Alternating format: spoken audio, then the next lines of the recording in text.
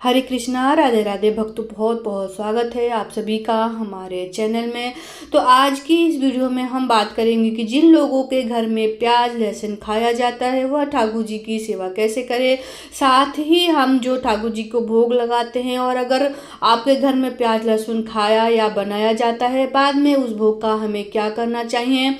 साथ ही जानेंगे कि जो जल हम ठाकुर जी के पास रखते हैं पीने के लिए, उस जल का हमें बाद में क्या करना चाहिए। तो देखिए, वीडियो को पूरा ज़रूर देख लीजिएगा, तभी आपको अच्छे से समझ पाएंगे। तो फ्रेंड्स देखिए, सबसे पहले हम ठाकुर जी की बात करें तो जब हम स्नान कराते हैं ना, तो स्नान किए हुए जल को देखिए, हमने आपको बताया है पिछली भी वीडियो में कि देखिए, क्योंकि वह प्रभु का चरणामृत बन गया है, तो इसे हमें थोड़ा सा पीना चाहिए, बच्चों को पिलाना चाहिए। इस जल को अपने ऊपर छींटे देने चाहिए, अपने घर में यानी कोने कोनों में छींटे देने चाहिए, नहीं तो किसी भी पौधे में आप डाल सकते हैं। आपको घर के नकारात्मक जो भी शक्तियाँ होती हैं, बुरी शक्तियाँ, वो दूर हो जाती है। तो फ्रेंड्स, सबसे पहले तो हम जानेंगे, बताऊंगी मैं आपको कि अगर आपके घर में जो भी प्याज लहसुन खाया जाता है ना, तो आप बिल्कुल भी घबराए नहीं, ठीक है। क्योंकि देखिए, फैमिली मेंबर्स जो भी होते हैं ना, अगर हम किसी फैमिली में रहते हैं, 4 लोगों के साथ 6 लोगों के साथ रहते हैं, तो सब एक जैसे नहीं होते हैं। देखिए, नहीं हो पाते हैं, या तो कई सारे घरों में ऐसा भी होता है कि लेडीज़ तो नियम करना चाहती हैं, जेंट्स नियम नहीं करना चाहते हैं, इतने नियम नहीं कर पाते हैं। तो आप बिल्कुल भी परेशान ना हो। जैसे आपने अगर दाल बनाई है तो थोड़ा सा अब ठाकुर जी के लिए दाल निकाल दे, अगर उसमें से जीरा टमाटर का छौंक दे दे घी से। तो देखिए, भोग में अगर चपाती बना रहे हैं, सबसे पहले आप अपने चूल्हे को पोंछ के उसमें से जो भी भोग बिना प्रसाद बिना लहसुन प्याज के जो भी आपने बनाया है, वो अपने ठाकुर जी को भोग लगा सकते हैं। देखिए, आलू बॉईल करके आलू का पराठा भी बना सकते हैं, या जीरा आलू बना सकते हैं। और नहीं तो देखिए, हमारे ठाकुर जी को दूध दही छाछ लस्सी मलाई मक्खन ये सारी चीज़ें बहुत पसंद है। आप चाहे तो उनको ड्राई फ्रूट्स का भोग लगा सकते हैं, या फिर किसी मिठाई का भोग लगाना चाहते हैं तो उन चीज़ों को आप भोग जरूर से ज़रूर लगाएं। मैंने बताया था ना कि दूध तो सबके घर में होता है, आप दूध का सुबह शाम का भोग लगा दें, मिश्री का भोग लगा दें, या फिर फल का भोग लगा दें, या फिर कोई भी मिठाई हलवा खीर आप ठाकुर जी को भोग पहले ही निकाल दें, और उसकी भी भोग आप अच्छे से लगा सकते हैं। एक चीज़ मैं बता दूं, अगर गलती आपको भूल के भी नहीं करनी है, ये गलती जैसे कि आपने ठाकुर जी को भोग लगाया है, वो अब प्रसाद बन गया है, तो जैसे कई लोगों के घर में खाने में वो मिक्स कर देते हैं, लहसुन प्याज वाले खाने में मिक्स कर दिया जाता है। तो आपको ऐसा बिल्कुल भी नहीं करना है। हम देखिए, खाने में मिक्स नहीं करना है। आप चाहें तो थोड़ा थोड़ा करके उसमें आप घर में ही अलग से प्रसाद के तौर पे बांट दें ठाकुर जी को। उसको आप एक एक टुकड़े का जो भी सदस्य में है वो सभी को आप बांट दें। देखिए, हो सके तो खिलाई जाएगी अगर सबको खिला दे, लेकिन आपको उसे प्याज लहसुन वाले खाने में मिक्स नहीं करना है, और ना ही आपको वो प्रसाद इधर उधर फेंकना है।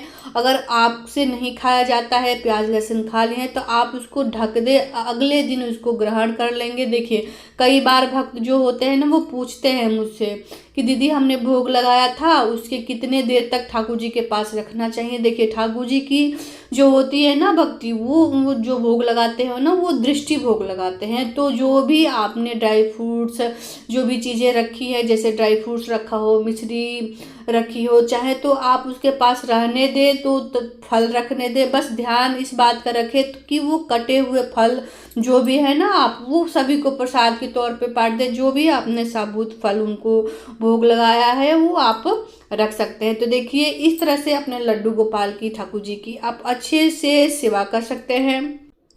और देखिए, जहाँ भी लड्डू गोपाल की सेवा होती है ना, वहाँ धीरे धीरे अपने आप उस घर में या नॉनवेज बनना बंद हो जाता है, या फिर बहुत सारे बदलाव आ जाते हैं, प्याज लहसुन छूट जाता है।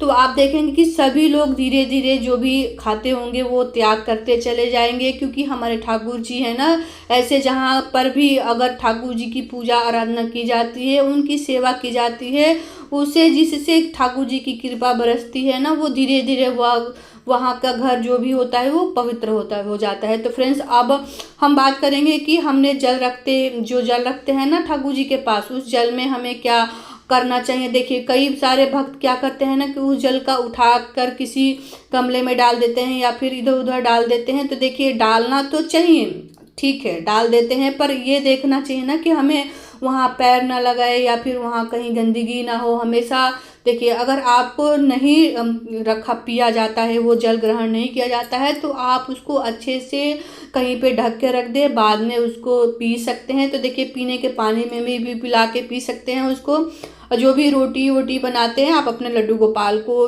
मानसिक चीज़ों से भोग लगा सकते हैं।